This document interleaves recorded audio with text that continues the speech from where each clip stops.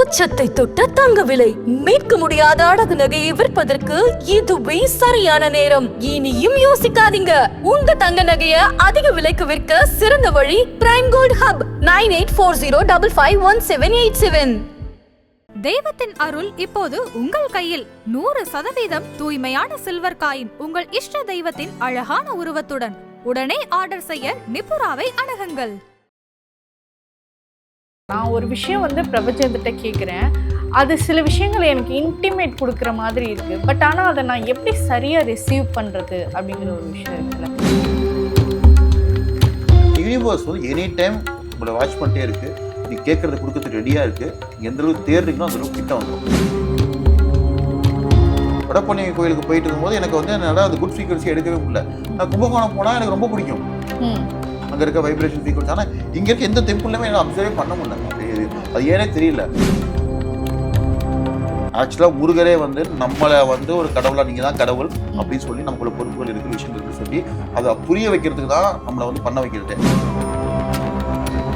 சத்தியமாக சொல்கிறேன், காட் இங்கே தான் இருக்காரு. நீங்கள் என்ன நினச்சி நீங்கள் உட்காந்து இப்போ நீங்கள் பேசுகிறீங்களோ பண்ணுறீங்களோ அதுதான் உங்களுக்கு வீடியோஸ் ரிசீவ் ஆகும். அதன் ஆன்மீகம் நேயர்களுக்கு வணக்கம். நான் உங்கள் விஜய் பிரியா. ஆன்மீகம் ரீதியான நம்ம நிறைய சந்தேகங்களுக்கு ஒவ்வொரு நாளும் தீர்வு தெரிஞ்சுக்கிட்டு இருக்கோம்.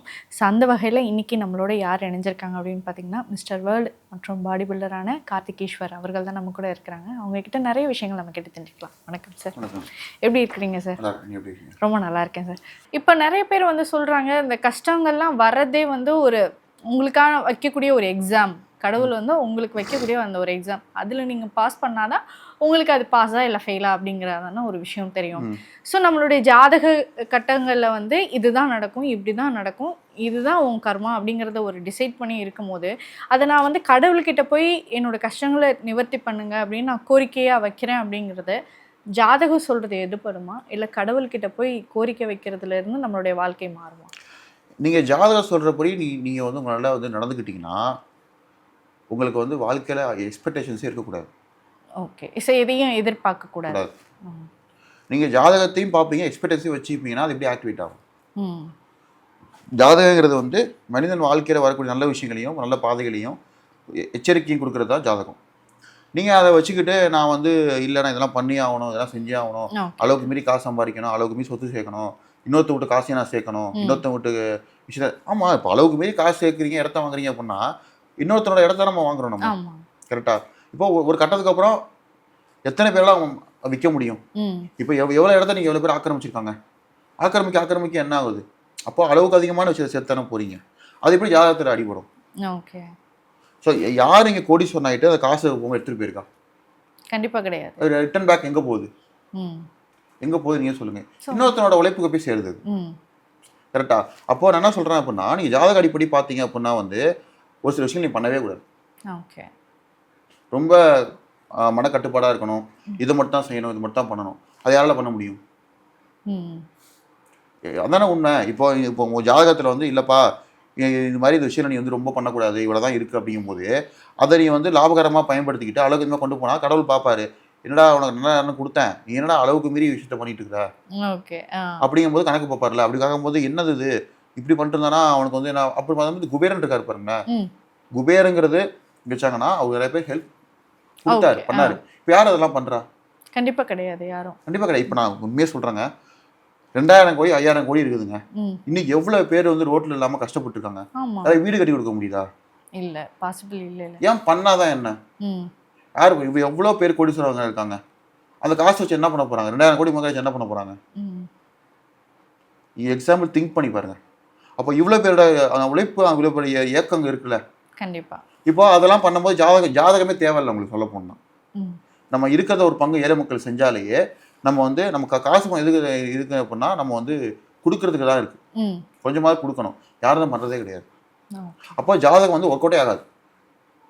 ஆனால் எல்லாருமே ஜாதகம் தானே பார்க்குறாங்க. அப்போ ஜாதகம் கல்யாணத்துக்கு பார்க்கலாம், தொழில் பண்ணுறதுக்கு பார்க்கலாம், அசம்பாவிதம் வந்தால் எச்சரிக்கையாவது பார்க்கலாம். மற்றபடி இது மாதிரி மல்டிப்ளாக காசு சம்பாதிக்கணும், நிறைய விஷயத்த இது பண்ணணும், அது பண்ணதுக்கெல்லாம் கர்மானா அது உங்களுக்கு ஜாதகம்லாம் பெருசாக ஹெல்ப் பண்ணாது. ஓகே, ஸோ இந்த விஷயத்தை கைட் பண்ணுறதுக்காக மட்டும் ஜாதகம் பார்க்கணும், பண்ண முடியும். கல்யாண அமைப்புங்கிறது நாளை வரும்போது பார்த்து பண்ணுறது. எதுக்குன்னா ஒரு பிரபஞ்சம் சக்தி அது. அப்புறம் வந்து குழந்தை பிறக்கிறதுக்கு வந்து நான் அந்த வெயில் காலம் அந்த காலங்கள்லாம் பார்த்து பெற்றுப்பாங்க. ஏன்னா நேரங்களில் ஆரோக்கியமாக பெற்றுக்கணும்னு சொல்லிட்டு. அப்புறம் வந்து ஒரு தொழில் ஆரம்பிக்கிறாங்க அப்படின்னா ஸோ அது நல்ல விஷயம் ஆரம்பிக்கிறாங்க. நல்ல ஒரு ஃப்ரீக்வன்சி வைப்ரேஷன்ஸ் இருக்குன்னு சொல்லிட்டு அதை பார்த்து இந்த காலத்தில் ஆரம்பிங்க அப்படின்பாங்க. ஒரு குரு சப்போர்ட் இருக்கட்டும், செவ்வாயோட சப்போர்ட் இருக்கட்டும் அப்படின்னு நினச்சி உள்ளே வருவாங்க. ஸோ இது மாதிரி பார்க்குறது தான். ஆனால் வந்து அளவுக்கு மீறி வந்து இடத்த ஆக்கிரமிச்சிட்டு போகிற ஜாதகம் சொல்லுமா? கிடையாது. அதை மட்டும் தவிர்த்துக்கணும். அதை மட்டும் தவிர்த்துக்கிட்டு தேவைக்கு உண்டான விஷயத்தை மட்டும் நம்ம பூர்த்தி பண்ணிக்கிட்டு தேவையில்லாத விஷயத்தை நம்ம வந்து தள்ளி இருக்கிறது நல்லது. அளவுக்கு மீறி விஷயங்கள் வந்தால் அதை வந்து கொடுத்து அளவு பார்க்கறது நல்லது. ஓகே. இதை பண்ணால் ஜாதகம் வந்து நமக்கு ஒரு கட்டத்துக்கு அப்புறம் தேவைப்படாது. ஓகே. ஸோ நீங்கள் சொல்லுங்கள், நீங்கள் வந்து ஒரு சிவன் டிவோட்டி, நீங்கள் வந்து கும்பகோணம் தான் வந்து உங்களோட சொந்த ஊர். கும்பேஸ்வரர் கோவில் வந்து எனக்கு ரொம்ப ஸ்பெஷல் அப்படின்னு சொல்லி. ஆனால் எல்லா சிவன் டிவோட்டிஸும் வந்து முக்கியமாக போகக்கூடிய ஸ்தலம் நம்ம தமிழ்நாட்டில் வந்து பார்த்திங்கன்னா திருவண்ணாமலை. ஸோ எல்லாருமே போவாங்க. ஸோ அங்கே போனோம்னா முக்தி கிடைக்கும், கிரிவலம் சுற்றணும், பௌர்ணமி அன்னைக்கு கிரிவலம் போனோம்னா பயங்கரமான ஒரு பாசிட்டிவ் வைப் கிடைக்கும் அப்படின்னு நிறைய விஷயம் சொல்கிறாங்களே. ஸோ இதெல்லாம் கேட்டிருக்கீங்களா? அதெல்லாம் கேட்கும் போது எப்படி தோணும் உங்களுக்கு? அது சரி, நான் கிரிவலம் போகும்போது நிறையா பார்த்துருக்கேங்க. பார்க்கும்போது என்னால் என்னோட எண்ணத்தை கண்ட்ரோலே பண்ண முடியல. நான் ஒரு விஷயம் நினச்சிட்டு போகிறேன், சுற்றி நடக்கிற விஷயங்கள்லாம் அப்படியே டிஸ்டர்பன்ஸ் ஆகும்.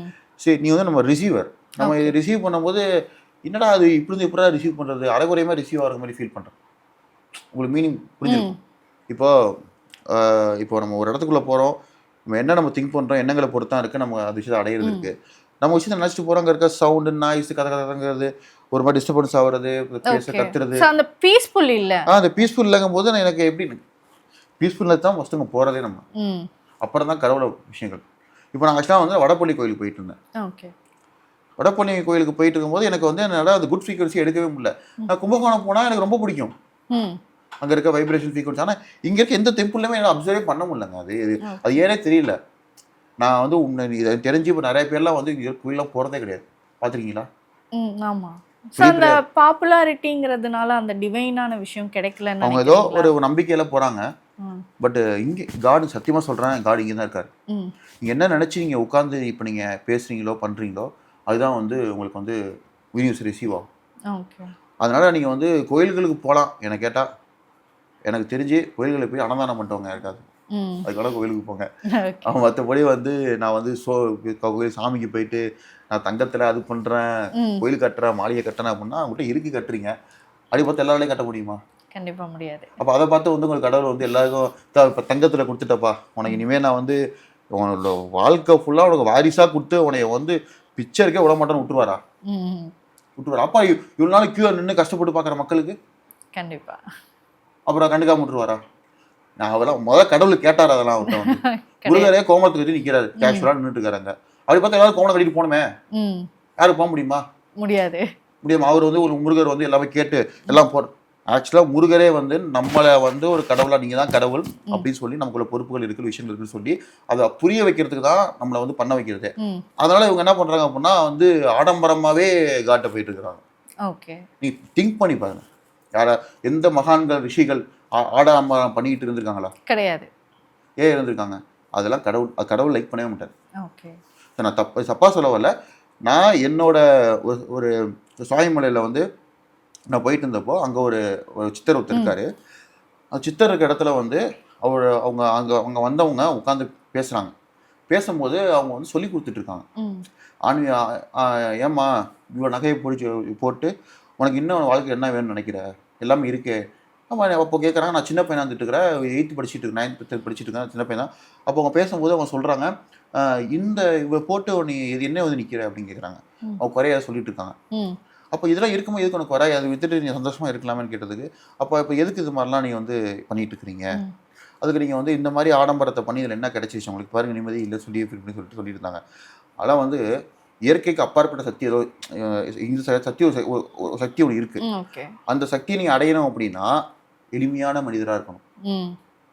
எளிமையான மனிதர், எந்த பொருளுமே ஆசைப்படாமல் ரொம்ப சிம்பிளாக இருந்து இறைவனை உணரக்கூடிய சக்தி வந்து உள்ளத்தில் தான் இருக்குது. அதை நீங்கள் வந்து சராசரி மக்களாக இணைஞ்சி அதை உணர்ந்தால் மட்டும் தான் முடியும்.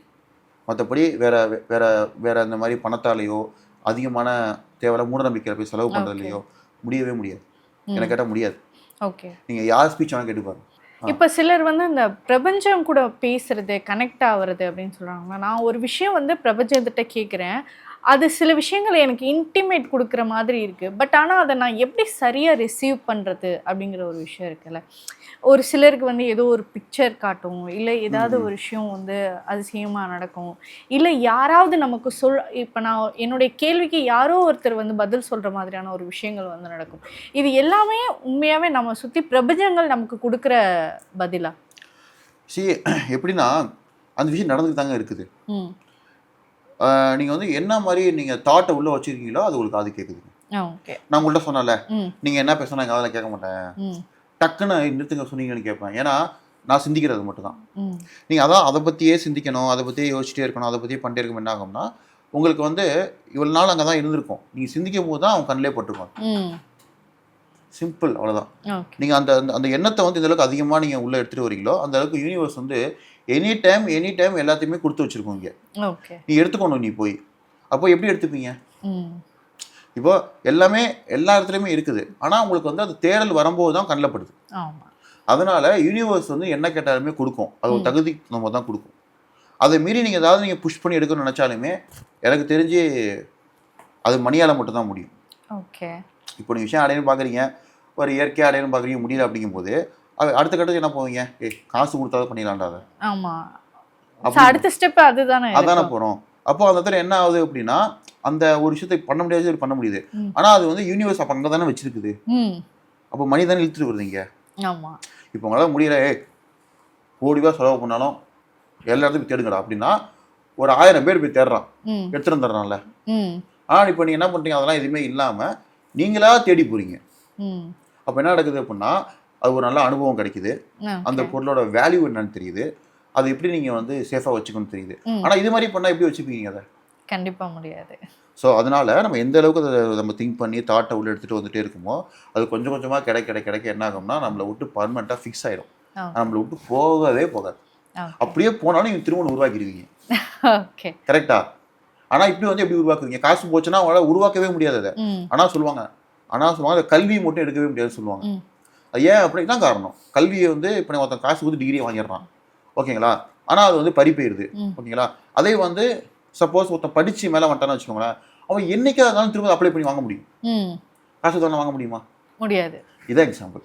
ஸோ அதனால் வந்து இது வந்து கல்வி மாதிரி. இது நீங்கள் வந்து யூனிவர்சிட்டி தேடி போகும்போது நாலேஜ் கொடுத்து உங்களை பாஸ் பண்ணி கடைசி டிகிரி கொடுக்குற மாதிரி கொடுத்துரும். நீங்கள் அதுக்கப்புறம் அதை காண போனாலுமே திரும்ப நான் தெரியுமே, திரும்ப நான் அதை உருவாக்கிப்பீங்க. ஸோ அதனால் யூனிவர்ஸ் வந்து எனி டைம் உங்களை வாட்ச் பண்ணிட்டே இருக்குது. நீ கேட்குறத கொடுக்கறதுக்கு ரெடியாக இருக்குது. நீங்கள் எந்த அளவுக்கு தேடுறீங்களோ அந்த அளவுக்கு கிட்ட வந்துடும். Very simple. ஸோ நீங்கள் ஏற்கனவே கும்பேஸ்வரர் கோவில் பற்றி சொல்லியிருக்கேன். அதை தாண்டி நான் இந்த ஒரு கோவிலுக்கும் போனேன், எனக்கு ரொம்ப கனெக்டாக இருந்தது அப்படிங்கிற மாதிரி ஏதாவது? இங்கே ஆவடிக்கிட்ட திருநீன்ற இருதேஸ்வரர் கோயில் ஒன்று இருக்குது. பூசநாயனார் வந்து கட்டிய மணக்கோயில் கதை ஒன்று இங்கே சென்னையில் இருக்குது. ஆமாம், அவர் மணக்கோயில். சிவருமான வந்து காஞ்சிபுரம் அந்த மன்னரோ அந்த அரசர் வந்து ஏதோ ஃபங்க்ஷன் வச்சிருக்காரு, அங்கே சிவபெருமானா அவங்க போகவே இல்லை. அவர் பூசலா கட்டிய மணக்கோவிலுக்கு வந்து இங்கே வந்து இறங்கிட்டு முடிச்சுட்டு போயிட்டாரு. அங்கே போய் மன்னர்கிட்ட சொல்லிட்டாரு, நான் வந்துட்டு போயிட்டேன் அப்படின்ட்டாரு. எங்கே வந்துட்டு அப்புறம் எல்லாம் முடியாதாங்க. அந்த பூசலா கட்டிய மணக்கோயில்னு சொல்லுவாங்க, இருதேஸ்வரர் கோயிலும்பாங்க. அது நிறைய பேர் தெரியல. ஸோ அவங்க போனவங்க வந்து அப்படியே அமைதியாக போய் உட்காந்துட்டு அந்த கோயிலை பார்த்தாலே அப்படி இருதய வடிவில் இருக்கும். ஹார்ட் ஷேப்லேயே இருக்கும் அந்த கோயில். அழகாக இருக்கும். நீங்கள் வந்து கண்டிப்பாக அந்த கோயிலெலாம் போயிட்டு அந்த ஃப்ரீக்வன்சி நீங்கள் அப்சர்வ் பண்ணிட்டு வரலாம். அந்த கோயில் எனக்கு தெரிஞ்ச அந்த கோயில் நல்லா இருக்கும். மற்றபடி வந்து நான் வேற எங்கேயும் பெருசாக கோயில்கள் தேடி போகிறேன். நீங்கள் மோஸ்ட் ஆஃப் தி சிவன் கோவில் தான் போவீங்க? இல்லை, அப்புறம் பெருமாள் கோவிலும் போவேன். பெருமாளில் வந்து இங்கே வந்து திருநீர்மலை போவேன்.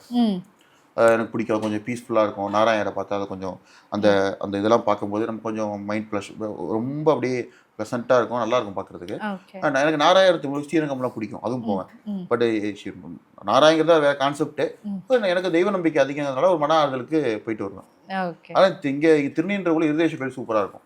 போகாதவங்கலாம் போயிட்டு வந்தால் நல்லா இருக்கும் கோயில். கண்டிப்பாக எனக்கு தெரிஞ்சு இந்த நேர்காணலுக்கு அப்புறம் நிறைய பேர் போய் பார்த்துட்டு வருவாங்க. பூசநாயனார் நிறையா வந்து ஒரு நம்ப முடியாத கோயில்கள்லாம் சிவன் கோயில் இருக்கு.